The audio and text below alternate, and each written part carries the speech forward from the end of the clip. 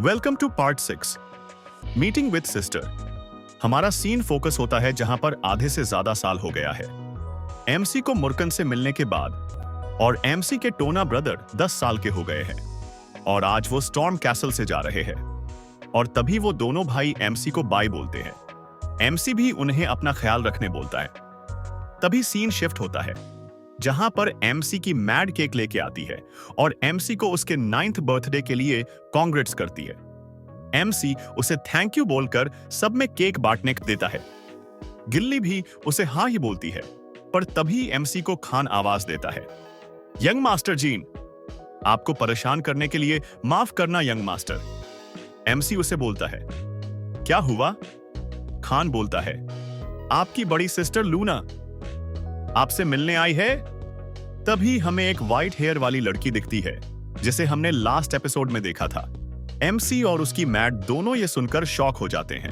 तभी हमें लूना के बारे में पता चलता है। वो रन कैंडल की फर्स्ट फ्लैग बेयरर है, एक 9 स्टार नाइट। वो फर्स्ट बोर्न है रन कैंडल, फैमिली की सबसे बड़ी तेरा भाई बहन में, और उसे व्हाइट वेल लूना भी बोलते हैं कुछ लोग।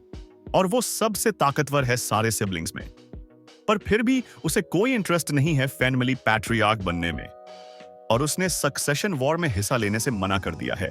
और वो सच में सबसे अमेजिंग है, पर इसीलिए उसने कभी किसी सिबलिंग में इंटरेस्ट नहीं दिखाया। और ऐसा कहना ज्यादा राइट होगा कि हम अजनबी हैं, ना कि फैमिली। पर आज वही सिस्टर स्ट्रोम कैसल में आई है, वो भी कोई नोटिस दिए बिना मुझसे मिलने। और एमसी सोचता है, क्या कुछ हुआ है फैमिली में? और अगर ऐसा नहीं हुआ है तो क्या उसे पता चल गया? मैं सीक्रेट लाइब्रेरी में गया था। और तभी एमसी उसे ग्रीट करता है, हेलो सिस्टर लूना। और लूना उसे बोलती है, तुम बड़े हो गए यंगेस्ट। तभी एमसी बोलता है, अगर मुझे पहले पता होता आप आ रही हो तो मैं अच्छे से रेडी हो जाता। और लूना बोलती है, कुछ नहीं, और वैसे भी मेरे छोटे भाई से मिलने के लिए मुझे क्यों किसी नोटिस की जरूरत है? और वो एमसी के सर पर हाथ रख देती है। एमसी थोड़ा शॉक हो जाता है, और एमसी को ऐसा देखकर वो बोलती है, तुम ठीक नहीं लग रहे, क्या तुम्हें कुछ हुआ है? और एमसी बोलता है, ऐसा नहीं है सिस्टर, मैं बस थोड़ा नर्वस हूं, और कुछ नहीं। लूना ये सुनकर शॉक हो जाती है, पर तभी एमसी बोलता है, ये मेरा फर्स्ट टाइम है आपको इतने पास से देखने का, इसीलिए मुझे समझ नहीं आ रहा कुछ। तभी लूना बोलती है, ऐसा क्यों? और तभी वो सोचती है, ये इसीलिए है क्योंकि रन कैंडल के रूल्स, जिसमें सब सिबलिंग के दूसरे को चेक में रखते हैं, एक दूसरे के लाइफ से खेलते हैं। और क्या जीन को ऐसा लग रहा है कि मैं यहां पर उसे टारगेट समझती हूं? क्या वो मुझसे डर रहा है? और तभी वो बोलती है, मेरी ही लगती है, मुझे माफ करना जीन। एमसी को कुछ समझता नहीं, वो थोड़ा शॉक हो जाता है। तभी लूना बोलती है, तुम अभी यंग हो, पर फिर भी मैं ये भूल गई कि तुम एक रन कैंडल हो, मुझे माफ करना। पर तभी वो नीचे बैठकर बोलती है, यंगेस्ट, मुझे तुमसे प्राइवेट में बात करनी है, क्या मैं तुम्हारे नैनी और गार्डियन नाइट को यहां से भेज सकती हूं? एमसी ये सुनकर शॉक हो जाता है, पर वो उसे, और तभी वो सोचता है, मुझे लूना के बारे में इतना कुछ पता नहीं है, पर मुझे इसमें कोई गड़बड़ नहीं लग रही है। और तभी सीन शिफ्ट होता है जहां पर लूना और एमसी एक रूम में है। और तभी लूना, यहां पर ऐसा अचानक आ गई क्योंकि मुझे तुम्हें कुछ बताना था। एमसी बोलता है, ऐसा क्या था सिस्टर? तभी वो बोलती है, तुम्हें याद है ना जब फादर तुमसे मिलने आए थे पर्सनली, और जब से ये हुआ है बहुत से सिबलिंग्स तुम पर नजर रख के हैं। तभी एमसी का हाथ पकड़ के वो बोलती है, इसका मतलब है कि जब तुम स्ट्रोम कैसल के बाहर निकलोगे, हमारे सारे सिबलिंग तुम्हें चेक में रखेंगे और वो तुम पर अटैक भी कर सकते हैं। पर यंगेस्ट, तुम निराश मत होना, और तुम चाहो तो तुम इस फैमिली वॉर से बाहर निकल सकते हो, और मैं चाहती हूं तुम्हारे साथ कुछ गलत ना हो। और तभी एमसी सोचता है, क्या बस इसीलिए सिस्टर लूना ने मैट्रियार्क बनने से मना कर दिया? और सिस्टर ने मेरे लास्ट लाइफ में क्यों मुझे कभी ऐसा कुछ नहीं बताया? क्या मैं इतने अटेंशन के काबिल नहीं था उस लाइफ में, या फिर बाकी सिबलिंग्स के लिए भी मैं कुछ नहीं था इसलिए? पर तभी एमसी बोलता है, लूना, मैं आपकी फीलिंग्स को समझता हूं, आप ये सब मेरे लिए बोल रही हो, पर मैं फैमिली वॉर से बाहर नहीं जाने वाला। तभी लूना बोलती है, जीन में ये इसलिए नहीं बोल रही कि तुम मेरे लिए कोई प्रॉब्लम बन सकते हो। तभी एमसी बोलता है, मुझे पता है सिस्टर, पर मैं पहले ही एक एसोसिएशन अटैक से जा झुका हूं। लूना ये सुनकर शॉक हो जाती है क्या? तभी एमसी बोलता है, इसीलिए मैं इस फाइट को छोड़ नहीं सकता। तभी लूना को बहुत गुस्सा आता है और उसके बॉडी से बहुत ओरा बाहर निकलने लगता है और वो बोलती है, ऐसा किसने किया, वो भी स्टॉर्म कैसल में? किस सिबलिंग ये किया है जीन? जीन बोलो, किस सिबलिंग ने ऐसा किया है? तभी जीन बोलता है, मैं अभी आपको उसका नाम नहीं बता सकता, और सच बोलूं तो मुझे अभी पता भी नहीं है किस सिबलिंग ने ऐसा किया है। और वैसे भी लूना में ठीक हूं, और आज मुझे यह भी पता चल गया कि हर कोई सिबलिंग मुझे मरना नहीं चाहता। और तभी एमसी को उसकी सिस्टर हग कर लेती है और बोलती है, मेरे भाई, इसका मतलब है तुम अब से फैमिली वॉर में हो। ये कितनी बुरी बात है। और एमसी सोचता है, मुझे नहीं लगा था सिस्टर लूना इतनी अच्छी होगी, और बोलता है, कुछ नहीं लूना, मैं कर लूंगा। और तभी लूना को याद आता है, आज जीन का बर्थडे है, और वो बोलती है, आज तुम्हारा बर्थडे है, इसीलिए हम ये सब भूल जाते हैं, और मैंने तुम्हारे लिए एक गिफ्ट भी लाया है, रुको ये लो। और तभी हमें दिखता है एक पेंडेंट जो लूना ने एमसी के लिए लाया है। और तभी लूना एमसी को थोड़ा घूमने बोलती है और एमसी घूम जाता है, और लूना वो पेंडेंट एमसी के गले में पहना देती है और बोलती है, अगर तुम कभी भी किसी मुसीबत में फंसे जो तुम खुद हैंडल नहीं कर सकते, तब ये नीला जेम तोड़ देना, और कुछ भी हो मैं तुम्हारे मदद के लिए आ जाऊंगी, फिर चाहे मैं कहीं भी रहूं, तो कभी इसे उतारना मत। और हाँ, happy 9th birthday gene. Gene भी उसे थैंक यू बोलता है, और तभी सीन शिफ्ट होता है थोड़ी देर बाद, जहां पर मैड केक लेके आती है, और लूना वो केक अपने हाथों से एमसी को खिलाती है। मैड ये देखकर बहुत खुश होती है, और तभी कुछ टाइम बाद लूना एमसी को बाय बोलकर चली जाती है। एमसी भी उसे बाय बोल के खुद का ध्यान रख बोलता है। और अब सीन फोकस होता है जहां पर एमसी को देखकर मुरक्कन बोलता है, तो तुम आ गए, और तुमने ये क्या पहना है? तभी एमसी बोलता है, ये पेंडेंट, ये तो मुझे गिफ्ट दिया है। और तभी मुरक्कन बोलता है, वो इंसान तुम्हें सच में बहुत चाहता होगा जो उसने तुम्हें ऐसा कुछ दिया है। एमसी बोलता है, ऐसा क्या है इसमें? तभी मुरक्कन बोलता है, ये बस कोई पेंडेंट नहीं है, ये डीमन किंग ऑर्गाल का आर्टिफैक्ट है। कुछ 100 पहले लोग अपनी जिंदगी रिस्क में डालते थे ऐसा आइटम के लिए। तभी एमसी बोलता है, क्या ये इतना इंपॉर्टेंट है? मुरक्कन बोलता है, हाँ, इससे तुम प्रोटेक्शन मिलती है जिससे तुम्हें 5 स्टार मैजिक से भी कुछ नहीं होगा, और ये तुम्हारी मैजिकल पावर भी बढ़ाएगा, और इसमें समन एबिलिटी भी होगी। तभी एमसी बोलता है, तुम्हें इसके बारे में बहुत कुछ पता है। मुरक्कन बोलता है, क्योंकि मैं और वो एक ही टाइम पर जिंदा थे। तभी मुरक्कन बोलता है, क्या ये उसी इंसान ने दिया जो कुछ टाइम पहले यहां पर आया था? एमसी बोलता है, हाँ, वो मेरी बड़ी सिस्टर थी। रुको, क्या तुम्हें उसकी एनर्जी यहां तक महसूस हो रही थी? तभी मुरक्कन बोलता है, हाँ, तुम्हारी सिस्टर ताकतवर थी और उसने भी मेरी एनर्जी महसूस की होगी। एमसी ये सुनकर शॉक हो जाता है, क्या उसने तुम्हारी एनर्जी महसूस की? वो फेनमिली को तो नहीं बताएगी ना? तभी मुरक्कन बोलता है, तुम कितना डरते हो? उसने तुम्हें इतना बड़ा गिफ्ट दिया, वो क्यों ऐसा करेगी फिर? क्या वो ऐसा चाहेगी कि उसका छोटा भाई मुश्किल में पड़े? एमसी बोलता है, ऐसा है? और मुरक्कन बोलता है, हाँ, और तुम अपनी उस सिस्टर पर भरोसा रख सकते हो।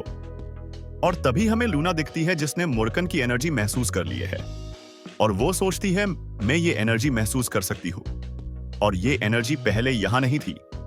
इसका मतलब यंग जीन कुछ प्रेपरिंग कर रहा है, और मुझे लगता है मुझे इस सब में पढ़ने की कोई जरूरत नहीं है, और मैं ऐसा सोचती हूँ कि मुझे कुछ महसूस हुआ ही नहीं। पर जीन, ये याद रखना, तुम चाहे जो करो, जैसे करो, जो बन जाओ, पर मैं तुम्हारा साथ हर टाइम दूंगी। अब सीन शिफ्ट होता है जहां पर एमसी सोचता है, मैंने जैसा सोचा था कि स्टॉर्म कैसल में मुझे लगा था टाइम बहुत बोरिंग होगा, पर ऐसा नहीं था।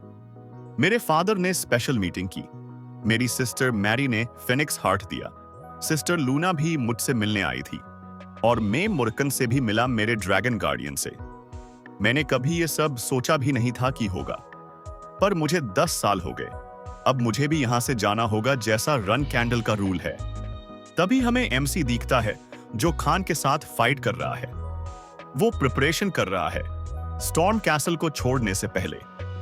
तभी एमसी फाइनर्स के साथ खान पर एक अटैक करता है, पर खान वो अटैक रोक देता है और खान सोचता है जैसा मैंने सोचा था। मैं जब बाकी लोगों से जब ट्रेनिंग कर रहा था तब वो ठीक थे, पर यंग को देखकर लगता है वही मुझे सिखा रहा है, इसीलिए पैट्रियार्क उसे पसंद करते हैं। तभी खान बोलता है आज के लिए इतना ही। एमसी भी उसे बोलता है ठीक है। तभी खान बोलता है यंग मास्टर जीन। एमसी उसके तरफ देखकर बोलता है क्या हुआ? तभी खान नीचे झुक के बोलता है आपको सीखा ना, मेरे लिए हॉनर की बात थी, thank you young master. MC ये सुनकर शॉक हो जाता है। तभी खान बोलता है अब ज्यादा टाइम नहीं बचा है आपका स्टॉर्म कैसल में, पर मैं आपको प्रॉमिस करता हूं उसमें आपको जितना हो सके उतना सिखाऊंगा। तभी एमसी बोलता है ठीक है, तो आज से मैं तुम्हारे हवाले। तभी सीन शिफ्ट होता है जहां पर एमसी दिखता है जिया जो कैंडल के आग के साथ खेल रहा है। तभी गिली आके बोलती है यंग मास्टर क्या आपको चटका नहीं लग रहा?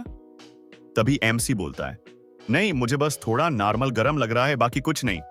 तभी गिली बोलती है अच्छा हुआ लेडी मैरी ने वो गिफ्ट आपको दिया, इससे पहले मैंने बस फोनिक्स हार्ट के बारे में सुना था, पर मैं भी इसके इफेक्ट फर्स्ट टाइम देख रही हूं। एमसी भी सोचता है मैंने भी ये सब फर्स्ट टाइम एक्सपीरियंस किया है, और अभी तक तो उसका ये बस हाफ इफेक्ट है। क्या होगा जब मैंने उसे पूरा कर सकूंगा? तभी मैट बोलती है यंग मास्टर हम कल सुबह कैसल छोड़ के जाने वाले हैं, तो आप मुझे बता दो आपको क्या क्या साथ लेना है। तभी बीएड पर 2 बुक्स रखी दिखती है, तो मैट पूछती है यंग मास्टर मैं इन्हें ऊपर रख दूं? तभी एमसी बोलता है हाँ, मैं उन्हें जाते जाते पढ़ूंगा। गिली बोलती है ठीक है, कुछ और भी चाहिए आपको? एमसी बोलता है वो किताबें काफी है। ठीक है, मैं आपके लिए स्ट्रॉबेरी पाई बनाऊंगी, आपको वो पसंद है ना? तभी एमसी को कुछ याद आता है तो वो बोलता है मैं अभी आया, मुझे एक काम है। तभी सीन शिफ्ट होता है जहां पर एमसी सीक्रेट लाइब्रेरी में आया है और वो मोरक्कन को आवाज देता है। तभी मोरक्कन उसके पास आता है और एमसी बोलता है तुम्हें याद है ना मैं कल कैसल छोड़ने वाला हूं? मोरक्कन बोलता है हाँ मुझे पता है, तुम्हें तो पता ही है ना इस डे के लिए मैंने कितना वेट किया है। तभी एमसी बोलता है तो तुम मेरे साथ कैसे चलोगे? तभी मोरक्कन बोलता है तुम उसकी चिंता मत करो, तुम्हें पता है ना मैं ब्लैक ड्रैगन मोरक्कन हूं। भले ही मैं वीक हूं अभी, पर यह सब करना मेरे लिए बहुत सिंपल है, मैं तुम्हें ऐसे फॉलो करूंगा कि कोई नोटिस नहीं कर पाएगा। तभी एमसी बोलता है क्या तुम वीक हो गए हो? तुमने मुझे यह सब बताया क्यों नहीं? मोरक्कन बोलता है तुम्हें क्या लगा था इतने साल सोने के बाद मुझे कुछ नहीं होगा? एमसी बोलता है वो ठीक है, पर क्या तुम अपनी पावर फिर से बढ़ा सकोगे? मोरक्कन बोलता है हाँ, जैसे जैसे तुम ताकतवर होते जाओगे मैं भी ताकतवर हो जाऊंगा, क्योंकि मैं तुम्हारा गार्डियन हूं। तो जल्दी जल्दी मेहनत करके ताकतवर मैजिक सोर्ड मास्टर बन जाओ जैसा टेमर था। तभी जीन बोलता है हाँ, तुमने कहा था रन कैंडल पहले मैजिक सोर्डमैन फैन मिली थी। तभी एमसी सोचता है सोल्डरेट ने बोला था कि रन कैंडल फैन मिली, मैजिक सोर्डमैन फैन मिली थी, और उनमें सबसे ताकतवर टेमर रन कैंडल था, पर अभी कोई टेमर को जानता भी नहीं। पर इसकी वजह है अभी के रन कैंडल मैजिक को रिजेक्ट करते हैं, क्योंकि मैजिक यूजेस करने से स्वॉर्ड मास्टर नहीं बन सकते। और ऐसा इसलिए हुआ क्योंकि रन कैंडल ने शपथ ली थी कुछ 1000 ईयर पहले मैजिक ना यूजेस करने की। भले ही वो अभी भी मुझे गार्डियन समझते हैं फैमिली का, पर अगर मैं उनके सामने आया तो वो मुझे देखकर खुश नहीं होंगे, पर एक दिन वो सब हम दोनों को गॉड जैसा समझने लगेंगे। तभी एमसी बोलता है तुम्हें सच में लगता है रन कैंडल ऐसा करेंगे? मोरक्कन बोलता है ये बहुत अजीब लगता है, छोड़ो मैं अच्छे से तुम्हें फॉलो करूंगा, तो तुम टेंशन मत लो। मैं यहां पर भी मेरी बॉडी की जगह कुछ और रख दूंगा, कोई फाइंड नहीं कर पाएगा। तभी एमसी बोलता है तुम्हें नहीं लगता किसी को शक हो जाएगा? तभी मोरक्कन बोलता है भले ही मैं जितना ताकतवर था उतना नहीं हूं, पर मेरा मैजिक किसी को नहीं समझेगा, और जीतना हो सके उतने टाइम तक मैं ये करूंगा। तभी एमसी बोलता है ठीक है, पर मैं तुम्हारे लिए कुछ लाया हूं। मोरक्कन ये सुनकर एमसी की तरफ देखता है, क्या है? तभी एमसी अल्कोहल और केक निकालता है। ये देखकर मोरक्कन खुश हो जाता है। तभी एमसी बोलता है ज्यादा मत पीना। पर मुर्कन उस पर ध्यान नहीं देता और बोलता है, तुम्हें सपोर्ट करना राइट चॉइस थी। आज के लिए इतना ही, मिलते हैं नेक्स्ट पार्ट में। Outside world